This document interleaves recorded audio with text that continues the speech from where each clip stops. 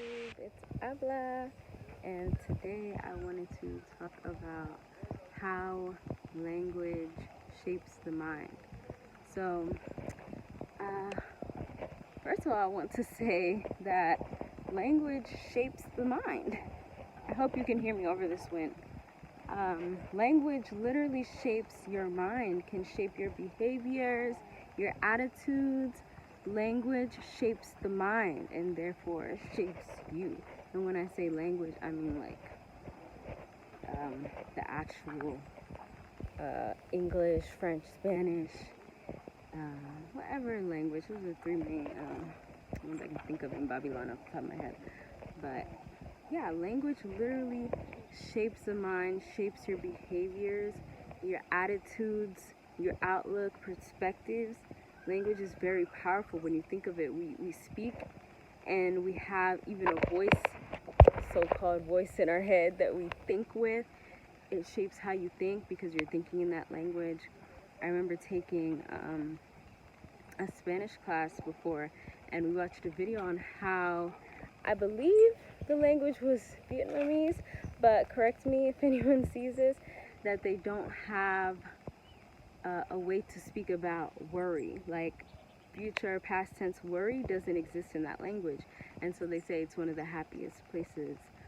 People are one of the happiest people because they literally cannot think about past or future tense worries like in English. And I really want to speak about this because English has become pretty much almost my, I'm fluent in English. Obviously, I'm speaking in English. But that's not the language that I was first taught. So English is not my first language. My first language is Iwe. So there are certain things that I can recognize, that I can think about and say and feel in English that do not exist in Iwe. There are ways that my mind behaves and operates when I'm thinking in English that does not occur when I'm thinking in Iwe. Specifically Mina, I speak Mina. So I really want to talk about this because it's very important how language shapes the mind. In English, there's so many spells, which I'm sure we know. There are many spells in the English language that many people in the so-called woke community talk about. You know, good morning, things like that. Everyone knows those things. That's why they say grand rising and whatever they say. But we know there are all these spells in the English language, and we keep using it. Why do we keep using it when we know there's all these spells? I could be speaking right now, and even the diction, the way the words are formed is very stressful, and the throat is very stressful. English. When I speak to my family members who don't speak English, and they kind of imitate what English sounds like to them, it's almost like clink-clacking, they say, because it's just very stressful. It's not really a smooth language, right? And like I said, in English, you can express a lot of worry. English isn't even one of the languages with the most words, like languages like German, which I'm sure English is actually linked to German. However, focusing on English, you can express so many things that do not exist in many native African languages. The mind is filled with so many different things in English. It allows the mind to wander and have so many choices and options and worry about the past, worry about the present, worry about the future, all these conditionals, all these different phrases. For example, I can't say I hate you in my native, my mother's tongue. Obviously, Higo is my father's tongue. I can't even say I hate you in Higo. We don't have that. And I cannot say I hate you in Ewe. I cannot tell you how to say I hate you. But in English, I've just said it. Plain and simple. I hate you is something that exists, shouldn't even exist in a language, but exists in the English language. And there are many other descriptive, nasty things you can say in English that don't exist in many native African languages. I'm not saying native African languages aren't able to express. Native African languages express what is needed to be expressed. It's simple. You talk about simple animal things pretty much because we're animals. Food, shelter, day-to-day things. You don't worry about, like the animals, they don't worry about something that occurred 10 years ago, and they don't worry about what's going to occur in the next 10 years. They don't express those things. So the native African languages,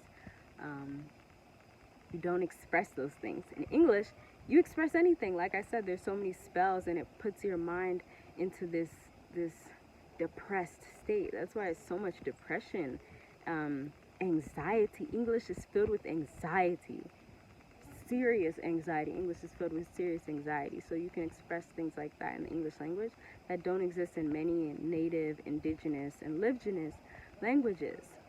And like myself, using myself as an example, I even find myself behaving differently when I'm using too much English.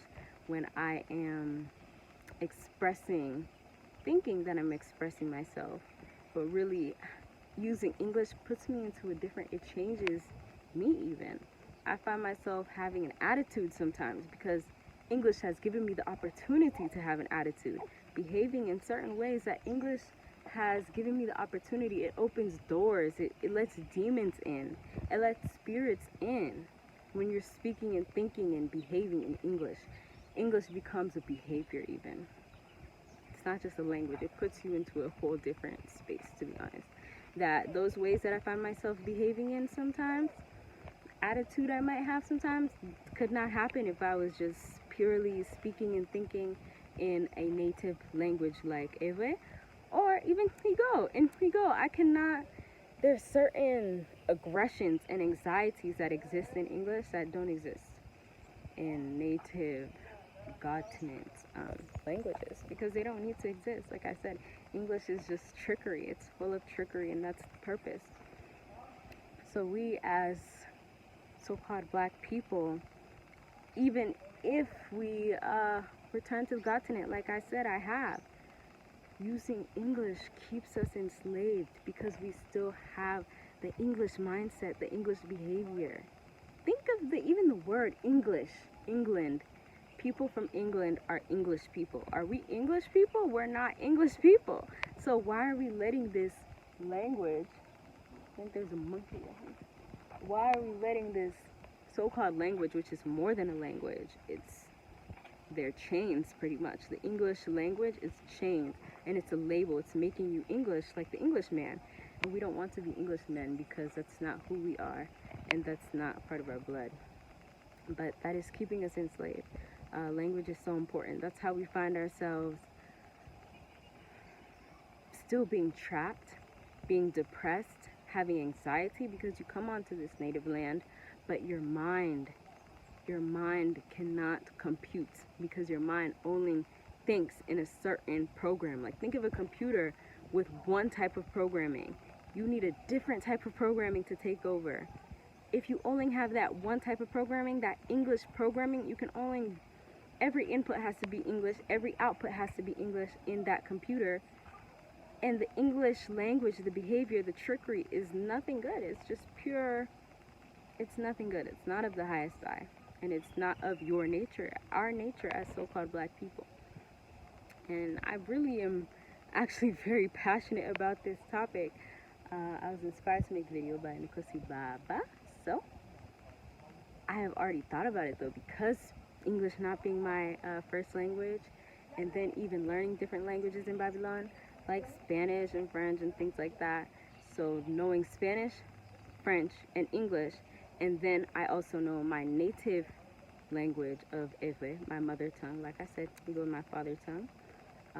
Knowing these native African languages versus these Romance languages, English, Spanish, French, I can feel the difference in myself, even in my mindset, when I'm speaking, when I'm behaving, when I'm thinking.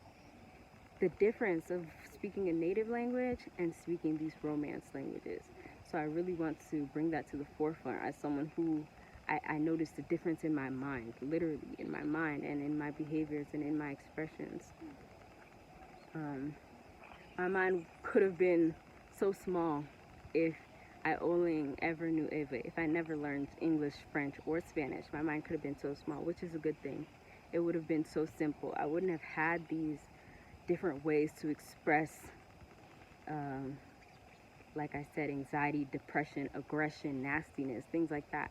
And aggression is a part of nature, but this anxiety and depression that is embedded in the English language is not a part of nature, because nature, you can tell, nature is not about anxiety. There's no anxieties in nature. There's preparation in nature, but there's no planning. The English language is filled with planning and expectations, especially that. I don't have a way to express expectation in Mina, in Ewe. Let me even think, I don't have a way to express expectation in the first language I ever knew. There's no way to express expectation. And like we know, expectations lead to worries and things like that. So when we come on to the continent as Black people returning and we're still speaking English, it makes the other, they're not right for this. It makes the other Africans who never left the continent look at you differently for speaking English, because at that point you become an Englishman. You become a white man when you're still speaking English. Even me right now, when I return to Togo and I'm speaking English like this, automatically I'm looked at differently. I was born there.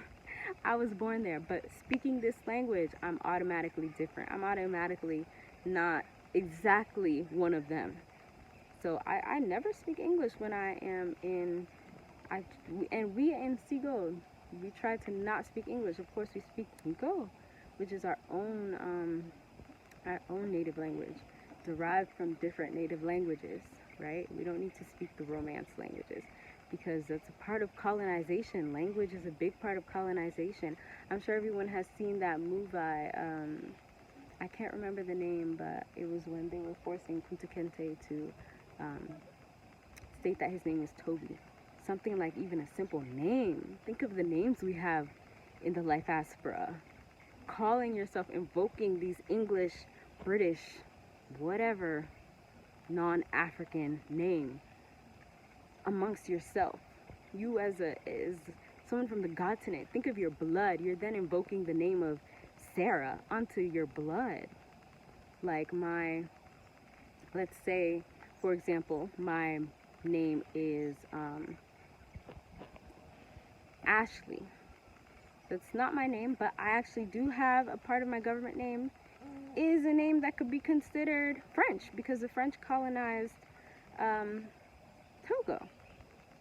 So I have a French middle name, and imagine every single day, every single second invoking that French colonizer spirit onto myself as my name. That's not my name. That language really shapes everything, really, because that's how we communicate. And so when we come onto the continent, we need to try our best to leave the mindset there.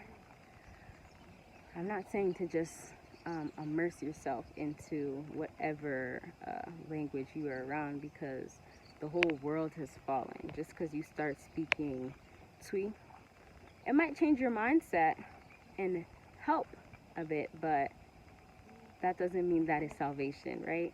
But I really want to talk about the fact that language, you can think and behave differently. You can feel, you can know, express yourself differently, have a whole different life based on the language that colonized your mind. The language that is implanted into this body, the way you communicate and express yourself. The program that is running the computer, obviously, can change everything, change your behavior, like I said. And I don't even like to use too much English, because like I said, it can invoke different spirits. As a female even, I sometimes find myself having an attitude using English that I would never have speaking Ewe, never. So even I need to work on that. I'm not condemning anyone for speaking English or only knowing English, because like I said, I find myself invoking spirits on myself without even realizing. So, yes, and the persons on the continent, like I said, they're no better for using that against anyone who only speaks English. It's not proper to use that against the person, because then how are we building unity at that point? By pointing fingers because someone speaks English. They look at you as a dollar sign or a pound at that point, which is wrong, which is what I spoke about in my last video. Persons on the continent do not need to do that. And the persons like myself even who know these languages, these spells, these evil languages, to be honest, we need to be very, very present with ourselves, because our mind is like there's a bug in the computer. In myself, speak about myself right now.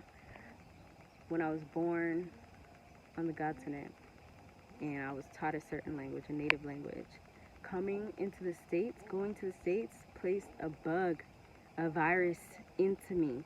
And that virus lives in me. It lives in me today. And it will live in me forever. I don't know if I can forget English. Obviously, I will cease to use it. But can I ever forget it? I'm not sure. So we will cease to use it. And we do cease to use it now. We practice and make sure we're not always speaking English. However, that virus is still in the computer. So we need to be very present with ourselves. Us who speak these Romance languages, us who don't speak native languages, we who have this virus in our computer, we need to be very present and always aware of it and aware of the spirits that it can invoke.